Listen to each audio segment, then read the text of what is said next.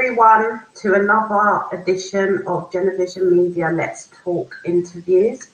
And I am really happy to have with us today Paul McKenzie. He is a life coach, a certified life coach, a master NLP practitioner, and a professional keynote speaker. He's also a husband and a father. So he's got a lot of insight on a lot of different things that he's going to be speaking about with us today. So I just want to welcome him, and I just want him to tell you a little bit about himself and how he's come to doing what he's doing today. So hi Paul, how are you doing? Hi, thank you for having me on the show. It's actually a great pleasure for me because I don't get enough opportunity to speak. And this is one of those great times I get to tell people about what I do and why I do it. And so, yeah, you mentioned all those great things before and ended off with a life coach, which is kind of what I install into my work now. The work I do now is for a company called Soapbox. And that company basically focuses on the community and empowering the community to bring it back to some level of not only respect, but where that community can start working together to unconsciously start building itself again. Because I think there's way too much talk about what we should do. We all know what we should do, but there's nobody doing it. So about 1.5 years ago, I took it upon myself, me and my wife, to form this. It's not even a charity yet. We just literally go about filming people's stories, finding out what's inspirational about where you live, and producing short films, which I think is just an amazing idea. And so we've made about 72 films in the last year. So we've made about 72 films, which you can catch on the Soapbox on Facebook. You can catch them on YouTube as well. And they're all stories of people living in the, everyday people living in the communities. And I just find them so inspirational. So I kind of moved away from the life coaching because I got fed up of going to these seminars where they would teach you how to make £1 million. And, when you leave here, you're going to be a millionaire. And none of that was happening because unless your community is right, nothing else is right.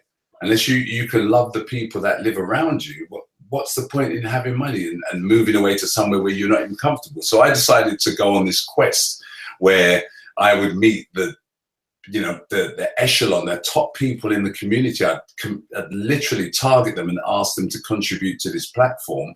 And touch wood, I've had some fantastic guests. Like Mark Prince. They mentioned there's a man in the news today, Farron Alex Paul, who retrieved 3 knives from some young people at a birthday party. He was one of the first people who volunteered to be on the Soapbox. And so that gives me great pleasure because I know it's doing its work. And so that's pretty much where I am now, and also working alongside my wife on something called the Sofa Sisters, which is something that is created to empower sisters, to empower women back to that place where they need to be, to enable them to go on and contribute to the community. In a nutshell.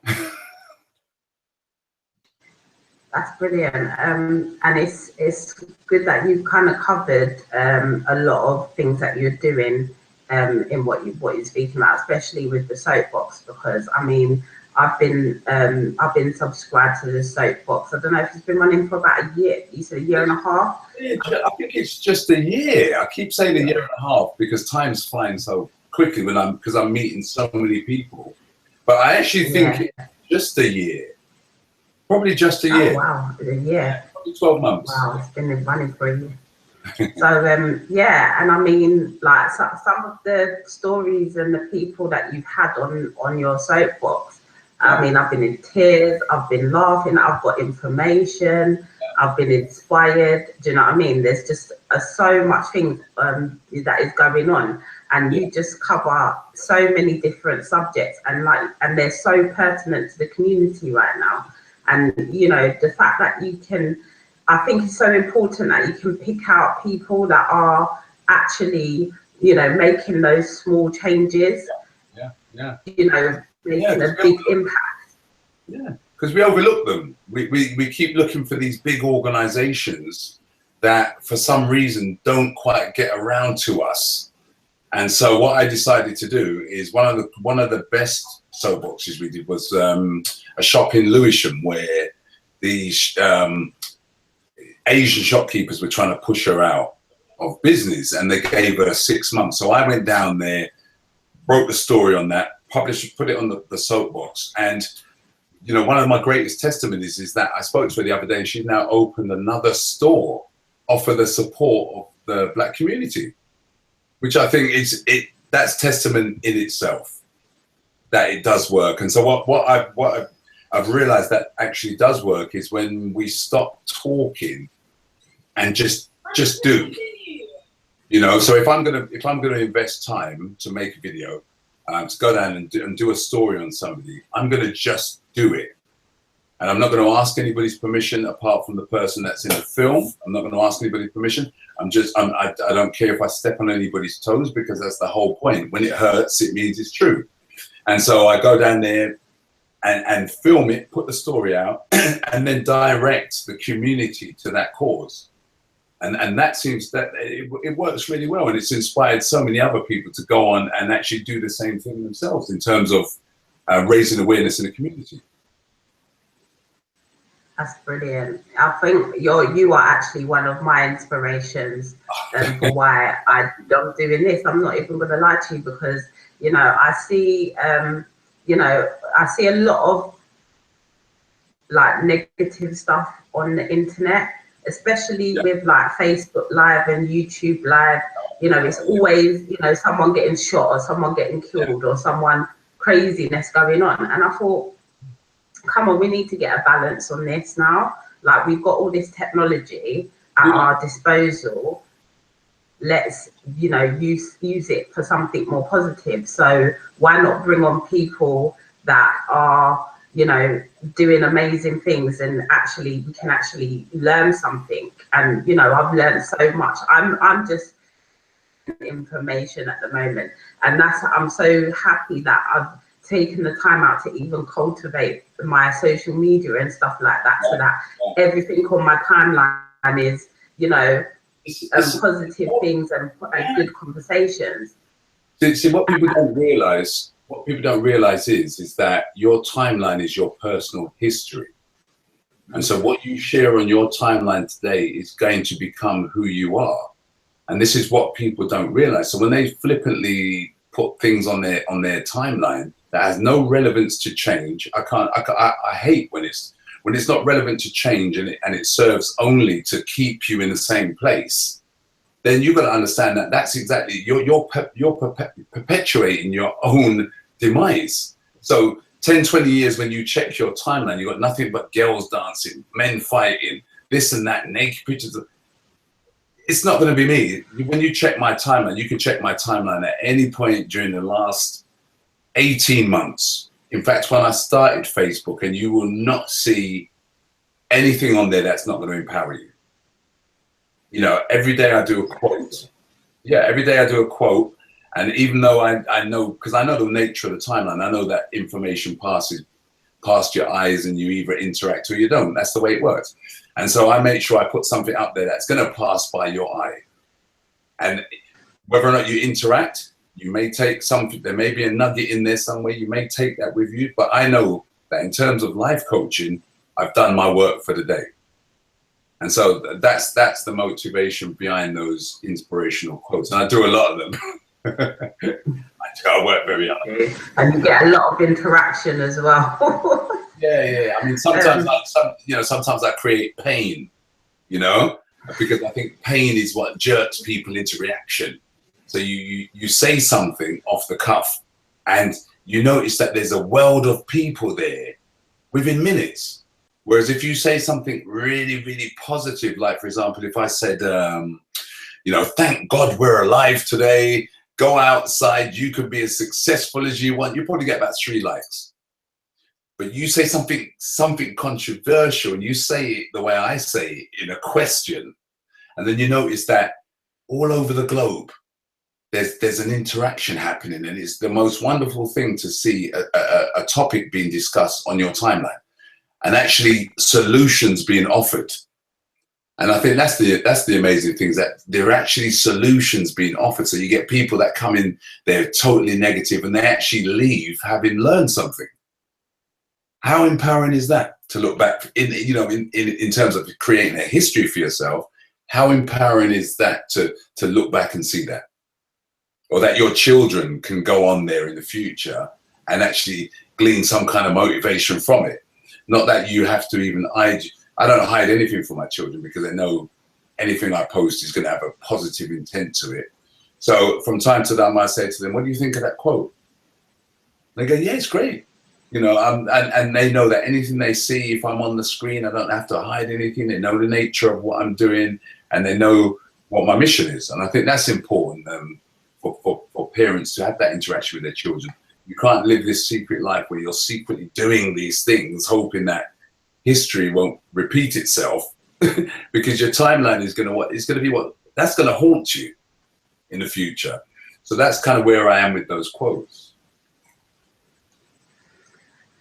That's brilliant. And do you know what? I think even before social media, you have that ability when you're doing your speaking engagements as well. Because the first time that I met you, you was speaking at an event, and I can't remember what it is you said, but the first thing that came out your mouth kind of got my back up, and I was like, huh?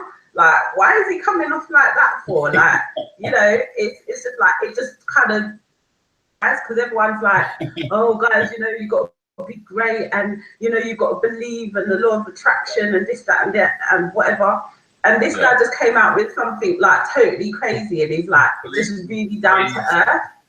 Yeah, and do you know what? In all honesty, I've been publicly speaking for years. Trying to build a platform, trying to engage with people, trying to change the world. Yeah, and what you find is that when you're trying to change the world, I did this quote once, and it was wonderful. It was a life coaching quote, and I think it was on an old website I had, and it said, if you want to change your life instantly, it just involves a slap in the face. And that's what it is. So you slap people in the face, and what it is they don't forget. Fair enough, they might not remember what you said, but they remember that they were shocked into actually listening and hearing this thing through.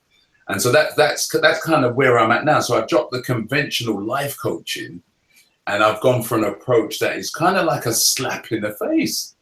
If you want to change your life, just do it. Don't complain about it. Just do it. There's too many people out there complaining, and while those people are complaining, there's people making millions of pounds off of those people. And so the minute you start understanding that you've got all the power inside you to change instantly, you won't spend another penny on one of those seminars. You won't need to, because you just do it. Yeah. I mean, yeah, definitely. I mean, I've learned, even this year alone, I've learned two major things between purpose and motivation. And the meaning of motivation is not what we necessarily relate it to, because we think, oh yeah, we need to be motivated to create a good business, we need to be motivated to get lots of money, we need to be motivated to be a good husband, wife, parent, whatever the case may be. But realistically, we don't actually, we like comfort, if you know what I mean. We like to be in our comfort zone, and the minute that we get into anything that's uncomfortable, it's almost like our brain doesn't want to comprehend it, and it's trying to stop us. So even having, you can do it, and you're like, yeah. And as soon as people stop saying you can do it, you're like, okay, can I do it? I know. That's why I love those seminars, because you got this speaker and he's fantastic. Don't get me wrong, I love those speakers. I model myself on those speakers.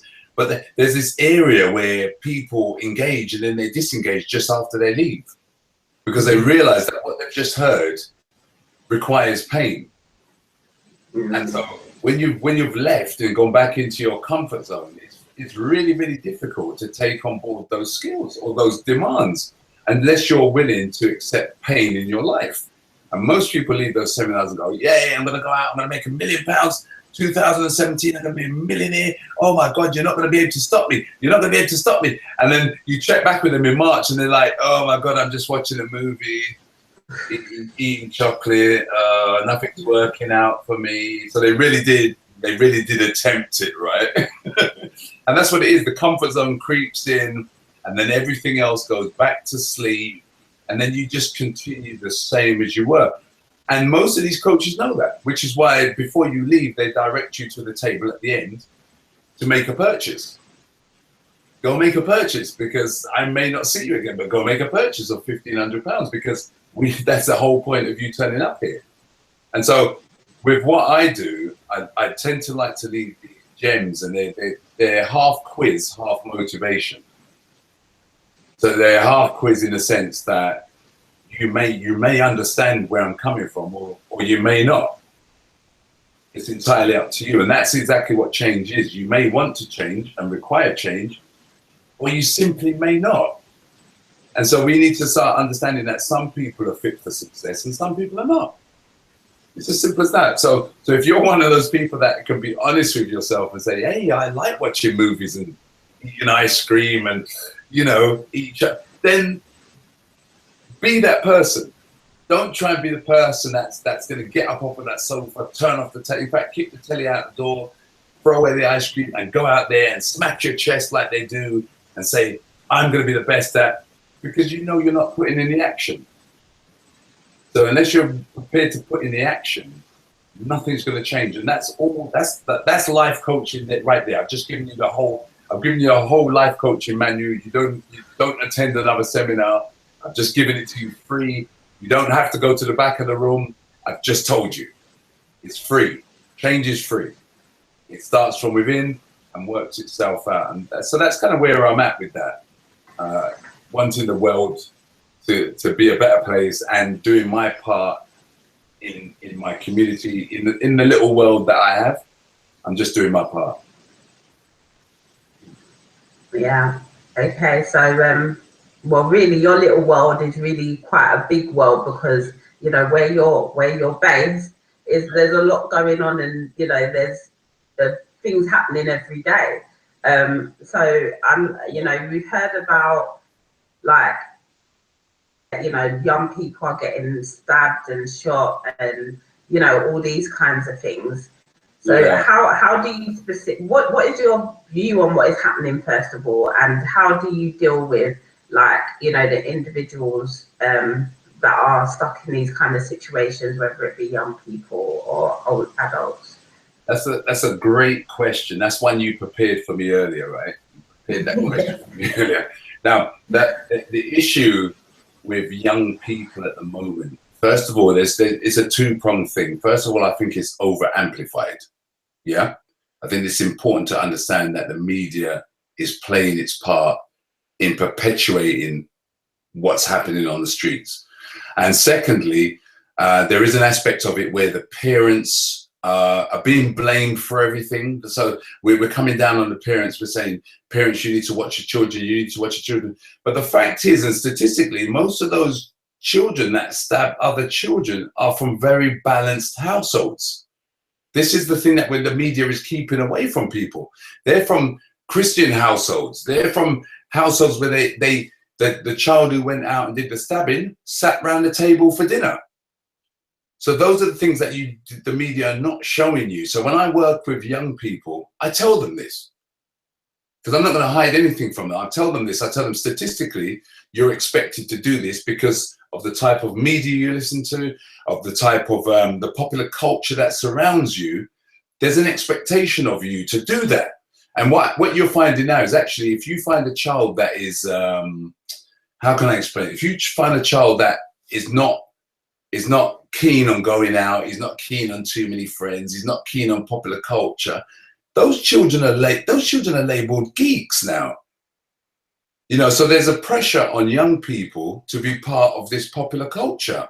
And that goes with dress, music, the need for excessive amounts of money before you even need money. And all of that feeds into young people negatively. Now, what I think needs to happen is this, and people will probably come at me for this. What needs to happen is this: we need to stop talking about this, and we need to start talking about the positive things young people are doing. And we need to start creating organizations and doing actions that show the positive things that young people are doing. We got to stop labeling one incident as the whole youth culture. It's not. There are some children who are young, growing up, who are doing amazing things, but we overlook that. But what we focus on is the numbers we get when we start ranting about the children that commit crimes.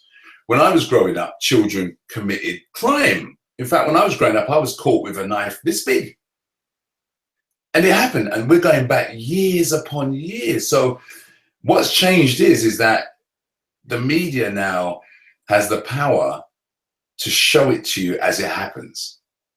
Yeah. And being very reactive people, we jump on that. And what we do is we say, oh my God, another one.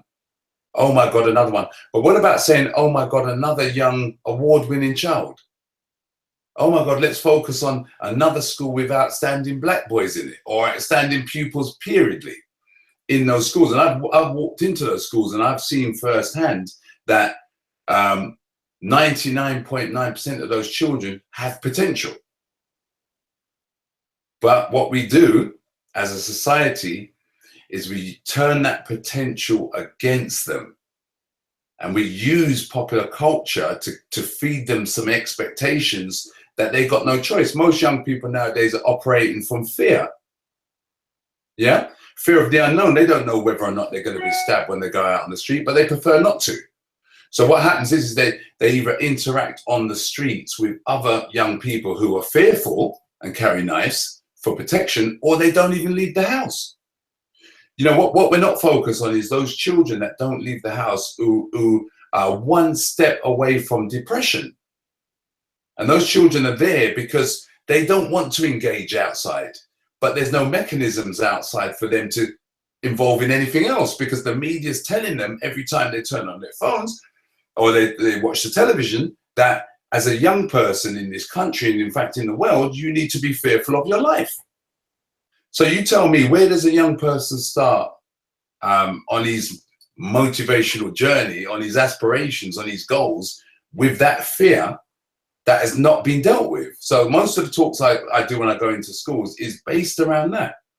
And I tell a wonderful story about how I grew up, which is exactly, nothing's changed. It's exactly how I grew up. Because believe me when I say to you, nothing's changed apart from media. Yeah? And what's happening now is that young people look to the media before they look to God. Yeah? So the young people's God is their phone. That's where they're gleaning the information about how they should live their lives, is through their phones. So you got to ask yourself this: if it's through your phone, where does the content come from? You know, if we really wanted to change knife crime, we would first of all stop pouring fear into certain areas. We'd stop filling children with fear, and we'd empower them. We'd empower them with things like, you know, focus on their goals, focus on their aspirations, focus on what they want to do when they leave school. Put that in the media. Yeah, show young people that there is a chance. Show young people that, yes, people do get stabbed. In certain countries, hundreds of children die. Hundreds of children die. Children die everywhere. So we need to focus on the positives in order to eradicate that fear it's only going to perpetuate into a generation of young people that carry knives. And I don't know if you can see it, but I saw this years ago. I saw this when they started talking about young people wearing hoodies. I knew what the system was up to. You know, so it went from hoodies, and then it went, you know, this whole thing about being fearful of your face being seen because you're walking into a different area. That's all of that generation, all of that area there fueled what we're seeing now. So there was nothing before, you know, until the media made an issue out of a hoodie. And so the hoodie became protection. And so now the issue is protection. And so you ask why a young person carries a knife. The young person carries a knife because of protection. Yeah. So if somebody pulls a knife on them, they want to know that they've got something to pull back. And part of that is that whole fight or flight thing, isn't it? It's like, if I'm going to leave the house and I have to leave the house, if I take this with me, there's a chance I could get back home.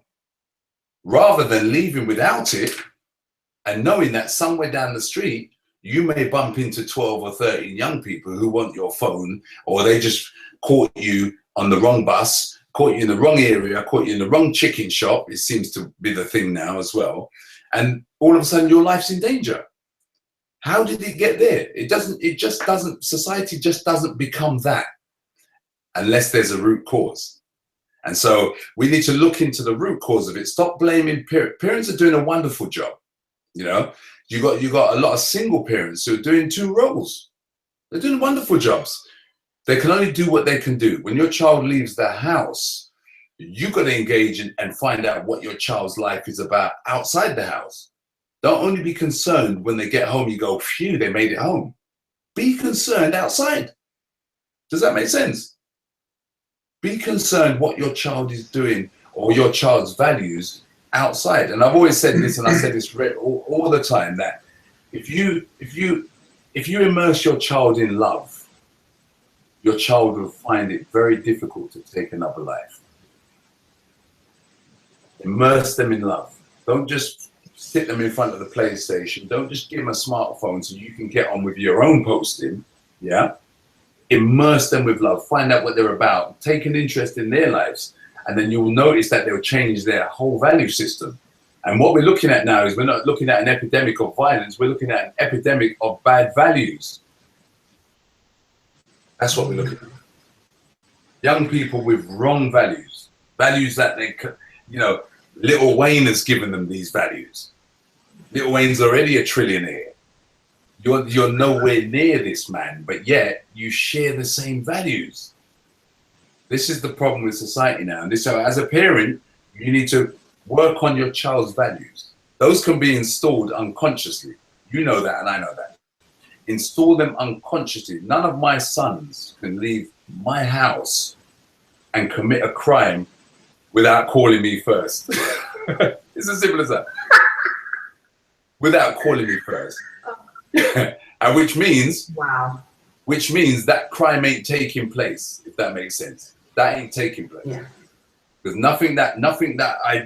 because whatever I do in the house, I do outside with them as well. Yeah? So this is where we need to get to as parents. We are good parents. We are trying parents. We are parents that we're facing this bombardment from the media. You know, this is not our fault. But what your responsibility is to protect your child from this matrix of information they're receiving, telling them that they need to behave and act in a certain way. Protect your children, because in 10, 20 years time, you're going to have an epidemic where you've got these young children are now young adults and they've taken lives. Where's society going? Where's it all going? So yeah, so that's kind of my stance on knife crime. And so if we want to eradicate knife crime, first of all, we need to focus on teaching our children how to love again, how to love themselves and how to love another. Those 2 things, love yourself first, love someone else. Yeah? Those 2 things are what's going to make the change. None of these rallies are going to make any change, because most of these rallies that take place, there's no young people there. There's no young people there. We need to engage them on ground, that level where they're at. And you know, most of these organizations, and I always talk about it, if you want to change a young person's life, go out onto the street and talk to them on the street. Don't post up something on Facebook saying that you're helping to change young people. You ain't doing nothing. You ain't doing a thing. Trust me. Go out onto the street and save a life.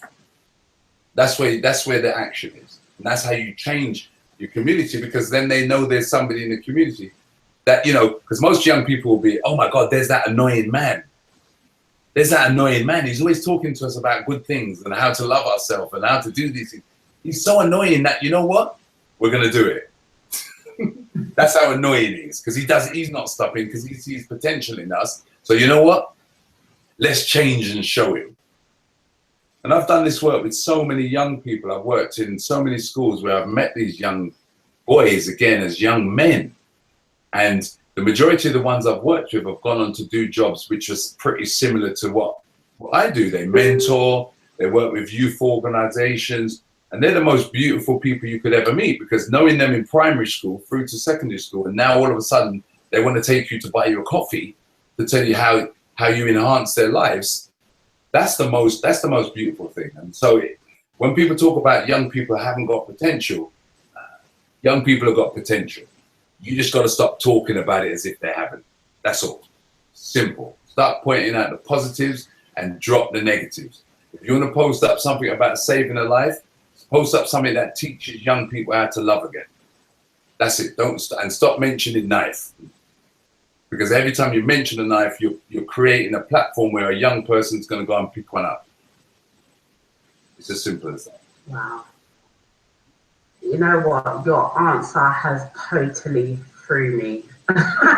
Seriously, I would not even contemplate that, to be honest. And I actually work with, you know, in those kinds of environments as well. Yeah.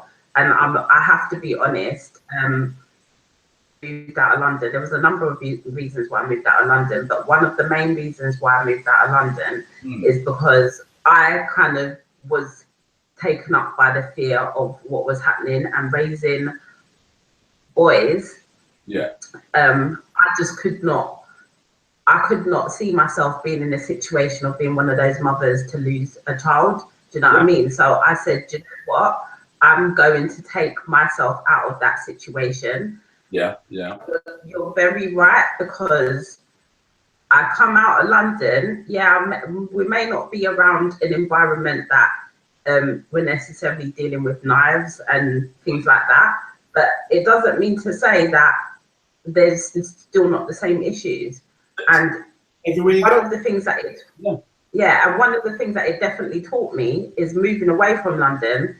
I kind of was away from all of my kind of contacts, if you know what I mean. So what happened is I actually had to kind of, you know, actually have proper conversations with my children. Do you know what I mean? As they started growing up and realizing they're developing into you know, men. Yeah. Having conversations with them and actually, you know, developing certain aspects of themselves. And it's very true. You know, if you instill certain things into your children, you know, they're not going to go out and do certain things. My son has started secondary school last September, and the first half term, he managed to get himself into a little bit of trouble. It wasn't like big trouble, but I made it big because it was just something stupid. And you know, when you've got to teach them a lesson, and it's like, it was just the way he basically went to the school and he totally denied what he did. Totally denied what he did. The school had called me. He didn't tell me anything. The school called me. So when he got home, I said, "What happened?" "Nothing." "Are you sure?" "No." "Well, I heard da da da da da." And he's like, "Did you do it?" "No." "Are you sure?" It wasn't me. "I'm giving you 15 seconds to tell me if you did it or not, and we'll see what time it is." 10, 9, 8. All right. It was me. It was me. I'm sorry. I put my hands up. It was me. Isn't that a great moment when they do that? Isn't that a great moment? You know, there are some children that will lie through that. You know that there are some children that because they got no value, they got no respect for adults, they will carry on that lie until the judge puts the hammer down and they're going down into the cell. It wasn't me, but you're on CCTV. That's you. So we can't run from the issue, but what we can do is we can create an environment where our children grow up knowing the values that preserve life, as opposed to the values that take life so cheaply. And I think one thing that we as parents need to do is look at how do we value life? How do we talk in front of our children? What do we show them? Do you understand? How do we deal with our relationships in front of children? How do we interact with the school? How do we interact with them? Do we swear when we talk with them? Do we smoke with them? Yeah? Do we have a drink with them? Do we treat them as our friends, or do we treat them as our children that we're installing values in? And I think you'll find that a lot of parents, due to the lack of knowledge, and people say to me, what qualifies you to be a parent? I say, well, I've raised 6 children and I've got 2 grandchildren. And once you have grandchildren, you are qualified to talk on young people. Yeah? Because you've raised generations. You've raised generations of young men. And so if you're prepared to invest the time in your young person, then you're going to see the rewards. What we seem to forget is that the media, when we hear about these unfortunate, untimely deaths, is that if you think back to those individuals, most of those individuals were doing really well. So in fact, so the question is this: are we raising our children to be the perpetrators or the victims? Yeah. And so there has to be a balance there somewhere, because most of those the perpetrators are coming from balanced households. When I say balance, I don't mean, dad might be there, mum might be there, they may have everything they want, they're allowed out on the streets, nobody cares when they're back, they control their own diet, they eat their own food, nobody eats around the table. That to some young people is freedom. But you've got to understand that your child needs to be sat around that table with you. Your child needs to be interacting in the family. You can't leave your child in the room to be online talking to some stranger, or in some group where they're part of a 150 strong attack team. So they're meeting people that you don't even know. And so they're being influenced through gaming and technology. You don't even know those people. So we have to become responsible in the sense that, stop beating ourselves up, because unfortunately, and this is life, you could be raising the most perfect child in a bubble, but you've got to let your child outside of that bubble at some point, into the real world. And if your child's not prepared, even the communication they're using, if they're not prepared, then you are going to be biting your nails every time they leave the house until they get to 25, 26-year-old. So you want to raise children that know that, and there's an old metaphor in it where they say, shark cut, innit? Shark cut, draw blood. You understand? You got to teach your children, don't take the shortcuts, because shortcuts draw blood. And my mum told me this for years, and I never understood it until I was in that situation. The shortcut draws blood. And young people nowadays, everything is long. You got to teach them that long is good. Long as me and you going out shopping, long as you going to get something from the shop for me, long as you tidy up your room. You speak to a lot of parents now, so you see who tidies up the room. See who tidies up the room. You understand what I'm saying? See who tidies up the room, and then you see if there's a problem there. So you got this guest in your house who doesn't even takes off his clothes, throws it down, or sometimes girls, because I keep saying young men, but we've got to look out for girls as well. This is the area that we're not looking into, is that also our young females are at risk, because we seem to forget, or we've lost focus for now, but it will become the focus really soon, because I think what's going to happen in terms of trend is you're going to have this massive trend now of teenage pregnancies in the coming years. And these are all these young people that are trying to be grown up before they're taught what grown up is. And so, your young people have to be able to, oh my gosh, one second, also. That's one of those parents right now just telling me off. So hello? Oh, it's a hang on. Hello? Hello?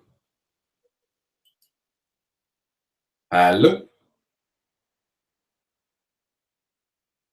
Hello? Hello? Hello?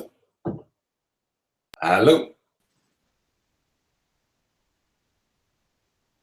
Hello? Hello? Hello? Hello?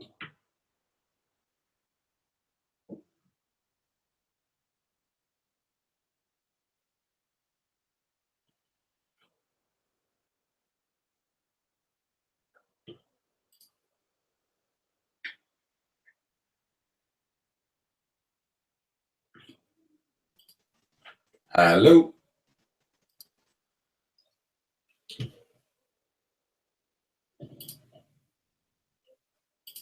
Hello.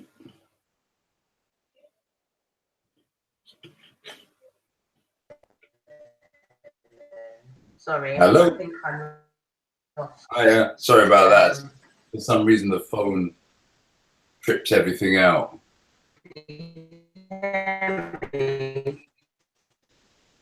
Should I log back in again?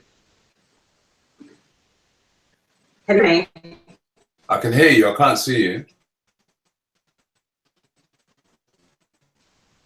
Can you hear me? I can hear you. I can't. Should I log back in again? Can you hear me? Can you hear me? Yeah.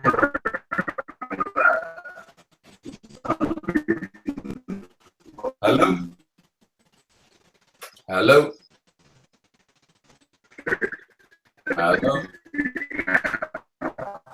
That's okay. Not broadcasting that. See me? Hello. Yeah. I can hear you. Yeah. How can I type on it? Sure. Unless you want to see, we're still here. Can you hear me? Yeah, you're breaking up though.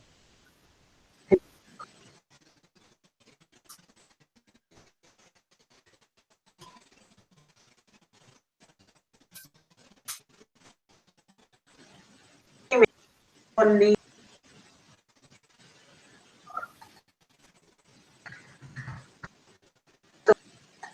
yeah.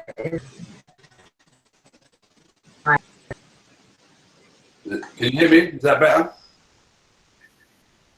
But I don't know if you can see me. Oh, yeah. So yeah, I just wanted to quickly go into about adults now, because you covered a couple of things in terms of dealing with and things like that. You know, like we do have a lot of you know, a lot of people in the community that are suffering from, you know, various things, whether it be, you know, living in a poverty state, broken families, like you mentioned, single parenthood, teenage parenthood, you know, just things that are kind of happening with the older generation, you know, the older people, like, you know, be it 20s, 30s, whatever. What do you kind of, what do you see the problems, and how do you feel that it can be solved? Well, first of all, my philosophy, there is no problem. There's a challenge. Yeah. And so that's what gets me up out of this chair to go into the community. There is no problem there. It's just a challenge. And so when you meet people, you just don't talk about it like it's a problem. So what's happening now is everybody I meet, I drill down and ask them what their goals are, and I share with them ways to achieve those goals. And that's kind of the impetus of what I do, and that's the way I motivate the older generation too, because they need it as, you know, they, in this community now, or in any community, you do have a cohort of older members of that community that feel they have no place in that community, or they feel there's no support for anything that they want to do. And you'll be amazed at how many people have ideas in the community. You know, you've got people that have business ideas, that, you know, everybody's got a solution for the community, everybody, and yet there's a disengage where it comes to action. So what I do is try and connect the two of those together. So first of all, in terms of motivation, yes, you can do it. You can absolutely do it. And, you know, I will free of charge support you in any way I can. That's the first key. Second key is I'm going to listen to that idea, because I think what it is a lot of people don't believe people have time to listen. Yeah. And so they just go, yeah, years ago, I had a great idea of putting up a row of shops there, and nobody listened. Because we seem to do this thing in our communities where any idea gets gunned down, you know. So we got to get over that mindset that, you know, supporting your brother or supporting your sister is what you should be doing. You shouldn't be looking for pay unless it calls for pay. If it's a business transaction, obviously, but if it's a skill that I've got that can empower and enrich your life so you can go on and empower and enrich other people's lives, then I need to share that. You know, if my plate is so full that the potatoes are falling off, oh, and some kale, that the potato and kales they're falling off, why would I not share that with you? Why would I scrape it in a bit? Why would I not share that with you? You know, selflessly. And so I think we need to get in terms of not just the community. I think in terms of, you know, pretty much every human on the planet has got this thing where they're trying to preserve self first, and so everything they do is to preserve self. And the fact is that preserve self, yes, but also work towards preserving others, or teaching others how to preserve themselves better, and able to use that preservation to enable somebody else. And so it goes way back to, you know, a few years ago, I met a millionaire, and I sat down with him, and I was like, oh my God, you're a millionaire. And he said, well, I'm not happy. And he said, but what I'm going to do for you is I'm going to tell you where I failed. And what he said is he pursued money so much that he became depressed with his life. And so his advice to me was this: give away what you can free, yeah, and enjoy the time you have, and make enough money to enjoy your life. Don't make enough money to miss out on your life, yeah? So make enough money to enjoy your life, not to miss out on your life. And that's always, you know, I've used that process and that teaching from day one. And I've always, you know, if I can feed my family, do the things families do, then I'm going to spend more time with them, yeah? Once or twice a month, I may have to go on the road and do the hard graft, but I'm working towards spending more time with them. So if that means that, yeah, I may not make 2-3 million, it doesn't mean anything. You know, this dream of being successful starts from within. If you're successful inside, then nothing else you do, nothing that comes at you can change that level of success you feel about yourself. Yeah. So in terms of the community, it's about teaching them that, yeah, you are a success. You know, you may not be working. You may even, I've met some wonderful people at food banks. They've gone to food banks to see how they work. Food banks near my son's school. And I think to myself, wow, you're actually working and you still need a food bank. And I'm telling you, these are some of the most humblest people you could ever meet. And then you meet somebody whose fridge is overflowing, and you wouldn't even go there to eat dinner. So there is that balance of knowing that, yeah, the people at the food bank truly understand life, because they're truly at ground level where life is real. They may not drive. Some of them have to go food banks to get their children's packed lunch. And when you stand up there and talk to a family that has to do that, and this family has pride, and this family, the children's values are correct. They haven't got the latest trainers on. They haven't got the latest, they got clothes that you can clearly see has been given to them, even school uniforms. Then you start to learn about yourself. You start to learn that what you take for granted, other people can't even imagine. So you've got to get to that balance where what you take for granted, you can share. And once you can get to that balance, you know, you learn to love again. You learn to do things that, I mean, most of the work I do, even though you see their soapbox, it looks nice and polished and edited and all that, I don't get paid for. That's all free. I don't get paid for any of that. People are out there, they think, yeah, he's getting paid. No, on record today, I do that free. I do that in the time that I've been given and the resources that I can share with my community and other people I come across. And so we got to get to that stage where we can be selfless again, yeah? in order to change a community. We have to be selfless. We can't want 1 million likes just because we want likes. If you get 10 likes, and that means you can save somebody, or you can save a family, or you can direct a family to where they can go and get support or help, then that's your job done. That's your job done. I could go on for ages, but I think I've reached a stage in my life where, because I've had most things in life, I've had wealth, I've had most things in life, and yet for some reason I'm back at this point.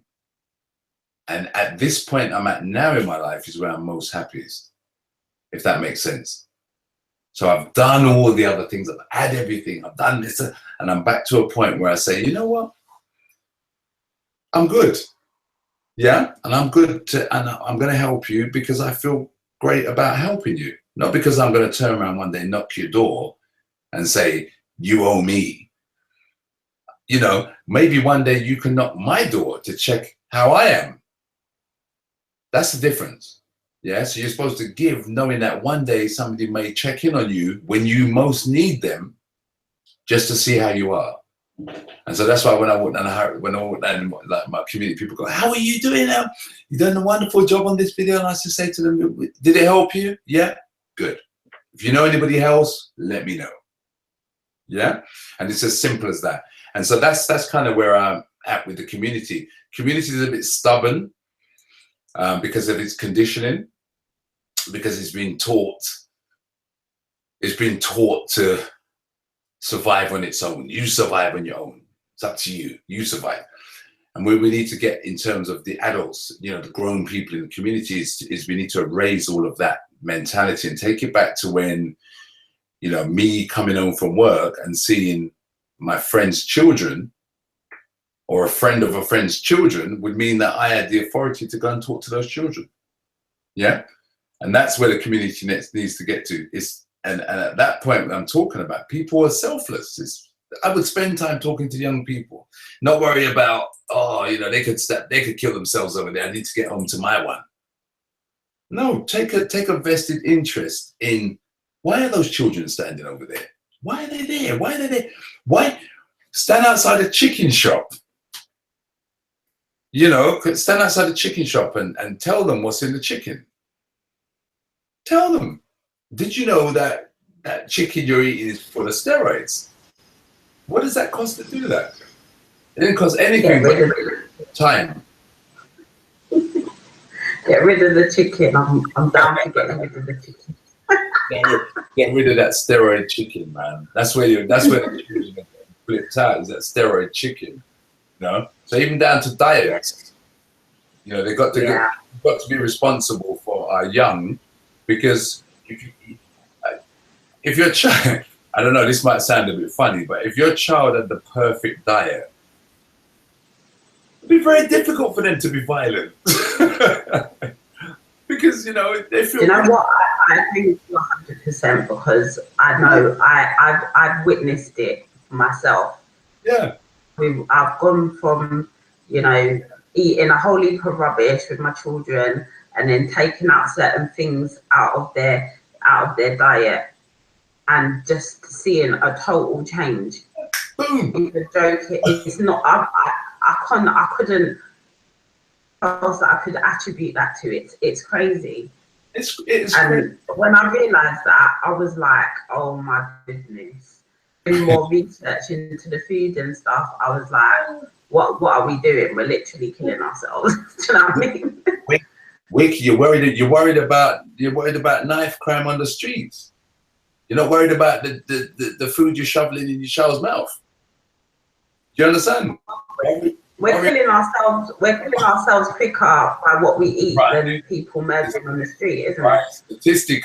Statistically, young people are becoming obese. Health has gone, and that leads on to, if you're not fit and healthy yourself, how can you produce a state that's positive? How can you be positive if you feel, you see these young people rolling up to school and they're absolutely knackered? And you can see it, their uniforms, they're just tired before they even start the day. Where does that come from? You're tired before you even start the day. So we got to understand that most of these issues are challenges in the house. Yeah, in the environment that you created for your child. That's where you need to focus. Stop going to these marches talking about we're saving some. You don't even know you understand? You don't even know the history of those children. Yeah, save your own. Teach your own to save a life. Teach your own to save your life. Yeah, teach your own to protect each other, and I don't mean violently protect each other, but to educate each other. Teach your young people, give them some, you know, the thing with young people is this: if you tell them something interesting, they're gonna tweet it or Snapchat it, or you understand, if they get it, if it's language in that they understand, they sit there and they go, wow, is that so? And then they'll research it and they'll go, yeah, he's right, he's right, he's right. Because they want to seem like the person that's got the most education. So you've got to get into the habit of giving them these little quizzes, life quizzes, like scenarios. If this happens, what then? Or if I give you £5 spending money and Mr. So-and-so wants you to spend it on his chicken that he's selling for £1.50, what are you really getting for your £1.50? Is it good? Nothing good. So you start giving them life skills like that, where they can look at how they spend. Because you see these children coming up from school, and there's just these chicken shops are filled with these young people. And I think that's one of the most disgusting sights ever. Just queuing up to get these dirty pieces of chicken, topped off with a soft drink and fries. And that's their staple diet. That's worrying. I actually think that much of this violence is down to diet. Down to how young people are themselves. That's very strange, because I mean, like I said again, moving outside of London, and like I'm not in a city, I'm in a small market town, for one of a better word. And literally, like you go onto the high street, even where this, first of all, where the schools are in the town, there's no fast food. None at all. Like you've got your local chippy that it might be down the road. You know, nearer, like closer towards maybe the train station, you might get like a chicken shop or a kebab shop or whatever. But literally, there is none. There is none. So they either have to have their packed lunch food, or they literally have to go, the nearest they're going to get is a greengrocers or something like that. Do you know what I mean? So they might be able to, you know, get a chocolate or whatever, but there's none of this chicken and chips business. Do you know, it just doesn't happen. And I think to myself, so why, when you go to certain areas, every other shop is a chip shop and a chicken shop? And disgusting. Because it's part it's part of what's happening in the greater picture. Yeah. So the greater picture is that I'm trying to work out how to say this quite elegantly. I don't really want to sound too brash about it, but it's very difficult. And I think I said it before. It's very difficult to be violent when you feel good about yourself. That's how I think I'll leave it. Very, very difficult. And I've been there myself. I felt like SHIT in my life, and I couldn't move on. And the minute I took my health on, started to eat great, different, you know, my wife is a wonderful cook. So I'm blessed with that. So when she cooks something, I eat it. I feel good. I feel alive. I'm able to. Now imagine if I was going chicken shop every day. You know, apart from the fact that I probably would grow breasts, but because of the steroid in the chicken. And so we're expecting young people to be fully focused on, you know, peace and love. And yet you're the one that's giving them the £1.95 every day. Give them an apple. Give them an apple, you know? And invest some time in making sure that their diets are good as well. Because that's one of the key areas that we're not talking about. We're not talking about what children are consuming on a day-to-day basis that has no nutritional value other than to harm their body.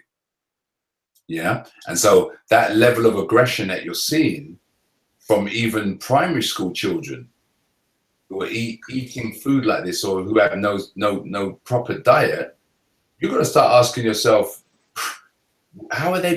Where's the nutrition? What days do they eat good? Some of those children eat that every single day, and their parents give them that money to buy that every single day. So we got to start looking at those areas. Stop focusing on what the media wants us to focus on. If we want to change our community, if we want to save these young people, we need to focus on those very simple keys. Make sure your place is right. Your environment is right. Make sure you spend time drilling those values into your son or your daughter. You know, make sure your daughter doesn't think she's older than she is. Yeah? If you want to get around the next phase, which is teenage pregnancy, start talking to your daughter about, this is your age. Act your age. Yeah? Don't start sending them out on the streets being whatever age they think they are. That's where the problem starts. You know, if you've got a young, act your age. How old are you? You're 9. Act your age.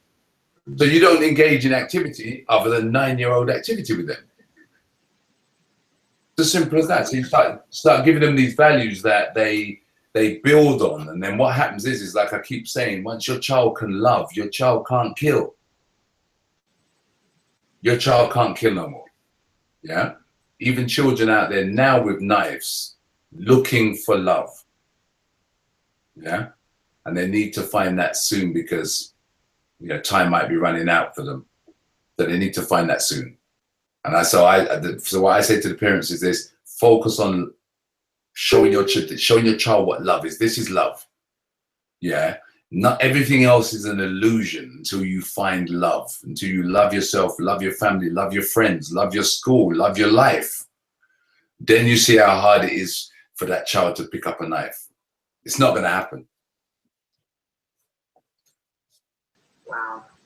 That has been amazing. And you know what? You covered a lot of the questions that I was going to ask you, you know, especially when you're talking about what you want from life and what your value of success is. And it just shows how much like your family kind of means to you and how important it is to have people around you that you love and care about, and you know, just doing that thing for the community, like going out there and actually like creating the whole like soapbox thing out of, you know, the goodness of your heart. We're not in the time for talking anymore. You know, debates are dead. Yeah, and they have been for a long time. What we're doing is people keep perpetuating the same old debates. Yeah, and all they need to do is stop perpetuating and start walking. What they're doing is they're sitting down to have debates. If you want to have a debate, do it while you're walking, doing the action. Debate it then. Yeah? Don't form a debate that you're not taking action in.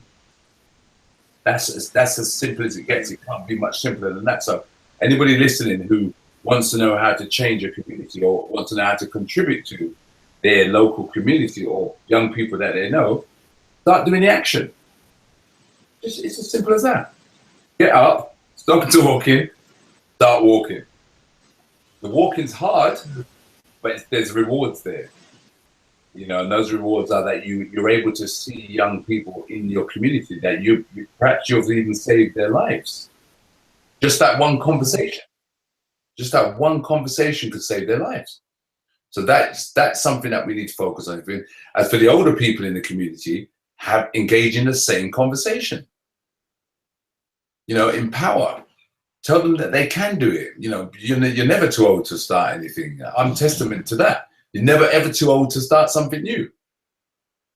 Yeah. So just as long as you start it, you're always too old talking about it. But when you start it, you see how young you feel again. You feel refreshed. You feel as if you've got a purpose again, and you feel as if you're doing something. You can't be living a life and not feel as if you're contributing somebody else's life.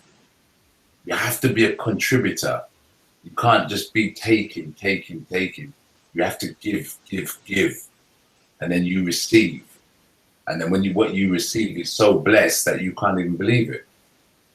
You can't even believe that your plate's always full and you're doing work free, but your plate's always full, you know? So that's kind of where I'm at the moment. So the only message I've got for anybody who wants to do anything in their community is you'll be amazed. Just get up, go and talk to somebody in your community, and you'll see how much they want to engage with you. You see how long they've been waiting for somebody to ask them about this interest that they have, or go play sports with somebody from your community, find out what they're about, see if you can help them in any way. Go and figure out what the elderly people are doing in your community. Go and see what they get up to on a Tuesday, you know, when they knock down the post office. Where do they go after that? Who talks to them? Yeah? Work out what's going on in your community. Engage again and stop this rhetoric that's going around, and all it's doing is fueling debates after debates after debates about what we're not doing, when we all know the solution is to get up and just do it. We all know that. Wow. So you've heard it, guys. What are you going to get up and do? Let's stop the talking, stop the complaining. Yep. Start actually doing. What can you do? It doesn't take much. It doesn't have to be a big thing. And whatever you can do for that child that you see walking on the street, or that elderly person, or your next door neighbor, we need to get back more into being a community and actually knowing, you know, what is, you don't have to, we always want to know people's business, but when it comes to actually helping and supporting one another, you know, all of a sudden, oh, I can't, I'm busy, I'm working, I've got, you know what I mean? Someone's there, yeah. There's no listening. We have to start attending, turning up. We have to turn up. Stop talking about it. We need to start turning up. That's all we need to do. You have, I've been, last year alone, I was invited to at least, it's got to be 20 or 30 different events. Yeah. And every time I turn up at those events, no matter how well publicized they are, no matter how many people promise to turn up, when you read the threads afterwards of all the apologies, all the things that came up, and these are people that were talking about changing lives. Yeah. So what I want to see is a thread where it says, yeah, it was great to see you. We connected. Then you're going to start seeing change in the community. But if we're going to start pressing, yeah, I'm going, just, you know, knee jerk, I'm attending. And then we forget, I've got things to do. I've got to go raving. I've got to go and buy hair. I can't be turning up on a Saturday. Wow. On a Saturday. On a Sunday.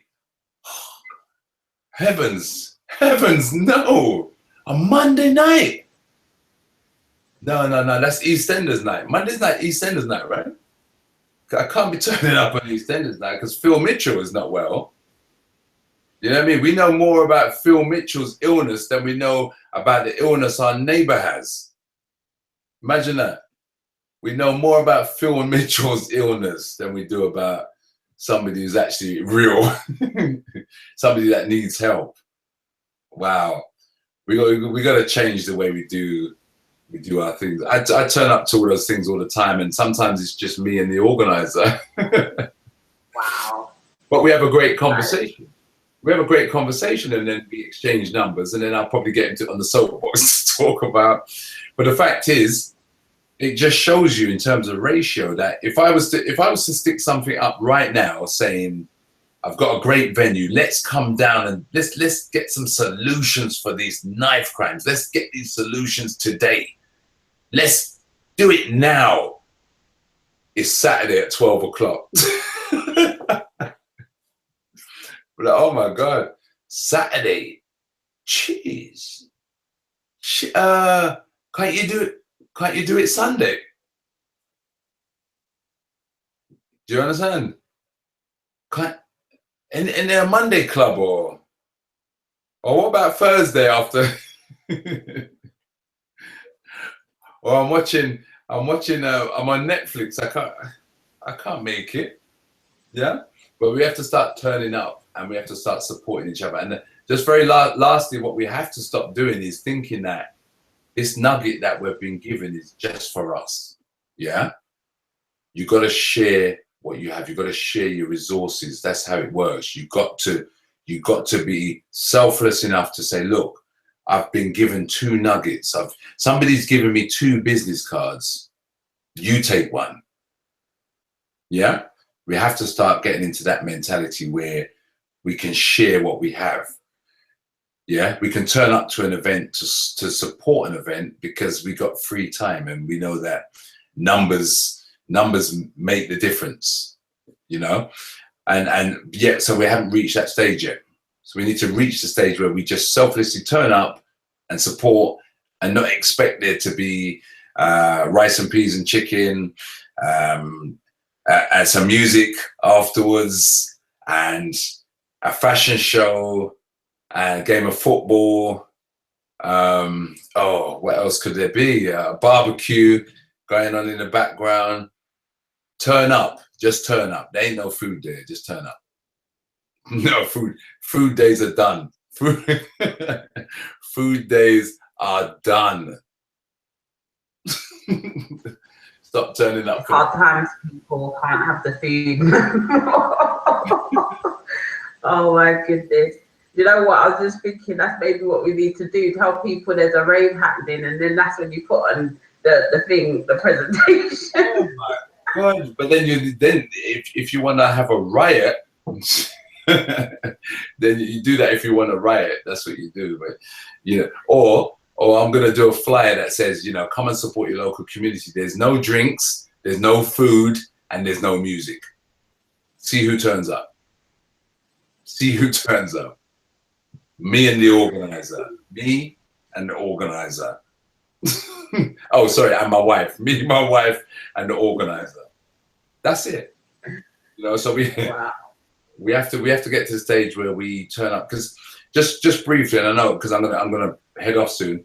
Right, here's the thing. If you look at any other community, right, and I was looking on Friday when they have when the Muslims community meet up to go and pray.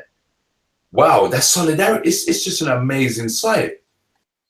Or when the Turkish people have their cafes where they meet and they discuss community issues, and then they just do that as a matter of fact.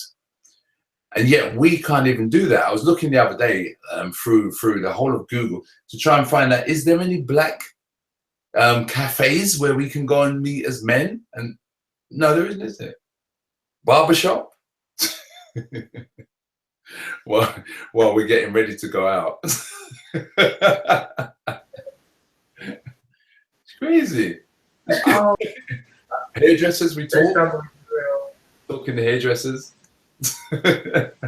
or actually, we talk in the Jamaica in the food shop. That's sorry, I got it wrong. We talk in the food shop. That's what we do.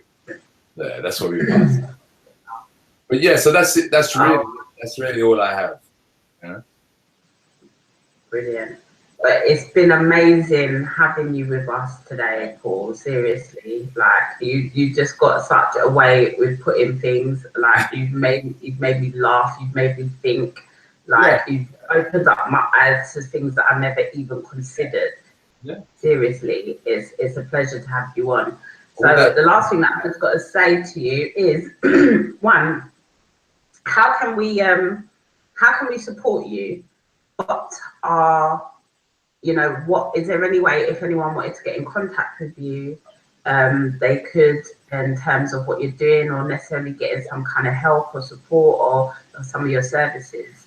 Yeah, they could. I mean, you can always find me on Facebook, and there's Soapbox, Real Talk and Inspiration. There's a massive group on there. There's also Sofa Sisters for the women. That's a newly formed group, but it's amazing. You need to check that out. There's also the superuacademy.com, which is the www.superuacademy.com. You can see a lot of work I do on there. And also the email address is soapboxrealtalk@gmail.com. So I've given you all the necessary tools to contact and support. Let's see who does it. Let's see who does it. Wow. Well, I will put those in the description box, so it will be left on YouTube forever for people to be able to contact you. And yeah, just you know, keep what you're doing. Everyone, please subscribe to Soapbox Real Talking Inspiration on Facebook. It's a group, and there is some amazing content on there. And connect with Paul. Are you on YouTube as well? I am on your, sorry. See, there you go. Soapbox Real Talking Inspiration on YouTube as well. Brilliant. So you're on YouTube now, so you ain't got no excuse to go over and subscribe and see what's going on. Yeah, yeah. Subscribe. Don't be scared. You don't have to pay. It's free. We're the same. Yeah. Definitely. And is there any way that we can support you? You said that there might be some ideas of you becoming some kind of charity or anything like that. Yeah, I mean, that's the goal in the near future, is to actually form a charity. There is a lot of support around the Super U Academy and the work I'm trying to do in schools. I mean, I think that's where we need to start focusing. A lot of the work is actually educating children as young as primary school age, that the values that they hold are what's going to determine who they become. And so that's one of the workshops I do, is around values, and feed children timelines about, if you continue with this value, you're going to end up here or there. So yeah, pretty much any way you can find me, we can talk about any of those different areas in this video. Brilliant. So the Super U Academy, you can people can actually book for your workshops as well, whether they be teachers or parents or anything like that. Yeah. Great. So yeah, I'll put those all in the description box. So, you know, there should be loads of people contacting you, you know, asking questions or finding out how to book and whatever. So, you know, we'll see if people are really about the action, or they just wanna be nosy. Yeah. I mean, all I've got to say to those people, that if you're thinking about subscribing now, I'm going to say this from the heart. I haven't got any money to give you. I haven't got any chicken. I haven't got any barbecues. I don't have a dance afterwards. But what I do have is love for people. And that's my mission. So if it takes that to make you subscribe, then, you know that you're a person that has and shares the same values as me, and you're a person that wants change, and you're also a person that doesn't talk about things. You get on and do things.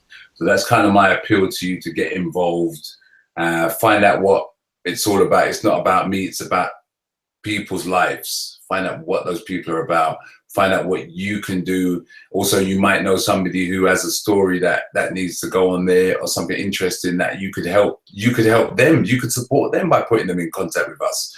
And that's all I'm asking. So there's nothing else. No chicken, no dance, no drink, just love. Brilliant. So you heard it from the man himself. It's been Paul McKenzie talking with us today on Genovision Media. Just want to thank you all for coming on and listening to us, and all the people in the future that will watch this show. Again, please support us as well. Just subscribe. All you have to do is click the red button, subscribe, just to see the content that we've got going on, and the people that we'll be bringing on the platform, giving you all this free information. Trust me, it's like worth a lot. The things that these people are telling us is worth a lot, and it's taken them years of experience and studying and all those kinds of things to, you know, gather this information to bring to us. So we just have to be so grateful. So yeah, I just want to thank you for coming on again, and hopefully we'll connect very soon, and we'll just look out for more stuff that are coming on Soapbox, and more of your inspirational quotes and the statuses that make you think. Okay, thanks guys. So I'll see you next time. We're going to be doing a lot on health this month. Yes, we're going to be talking about the chicken. We're going to be talking about all the health, all the stuff that we're putting on our skin and our hair, and just loads of other things. So watch out for all those things. See you soon, guys. Bye. Bye bye.